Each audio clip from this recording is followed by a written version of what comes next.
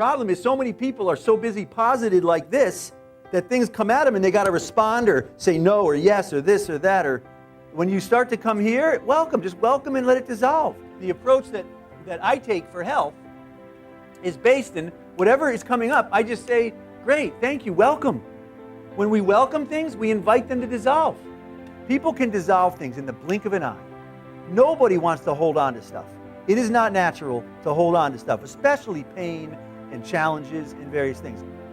Welcoming is like the most powerful thing I've ever come across on this planet. You welcome things and they start to unwind. The only difference between most people on planet Earth and yogis is that people wake up and they start to get attached and connected to all the things that are going. They associate with all these things. The yogi wakes up and it says, no. I'm not going to do it. I'm not going to get snared into connecting to all. I'm going to hold that neutral state in perception along the course of the waking state. They understand that everything that they hold on to here in thought sets up a bunch of other things. So if they're so-and-so, then, well, what do? Well, gee, I do this. Well, it sets up this whole vibratory, oscillatory condition. And so they say, no, I don't know about any of that. Why? Because if they don't have any of that stuff going on, there's a ton of energy right here. Consider how much energy there is in the whole space of your body. There's like huge reservoirs of unlimited energy in this space. There's a font of energy that's here. Underneath everything, from an injury, from a health challenge, from an emotion, there is the same essence of energy. In the East, they call it prana, or chi, or universal energy, or love. I call it neutrality. Doesn't matter what name you want to give it.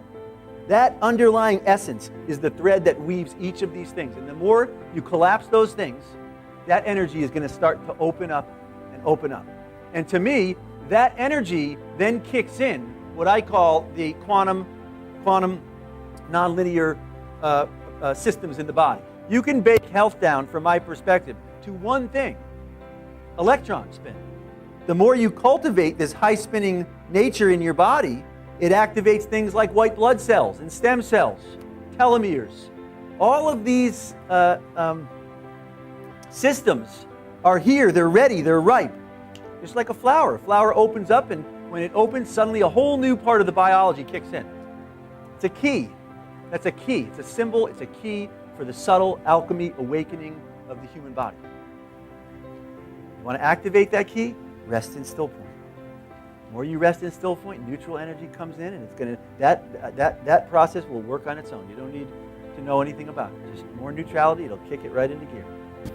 I'm a skeptic on all these things. A friend brought one over and wanted to try it on my back because I have long-standing back pain. I would feel, as she moved the laser around, pain from that area come up, just the way I had experienced it maybe years and years ago. And along with that came memories from that period in my life. And then the pain would just sort of twist around and mull around for a while and then dissolve. What blew me away was that it induced a very deep meditative state. I was more surprised at that than that it would fix my back.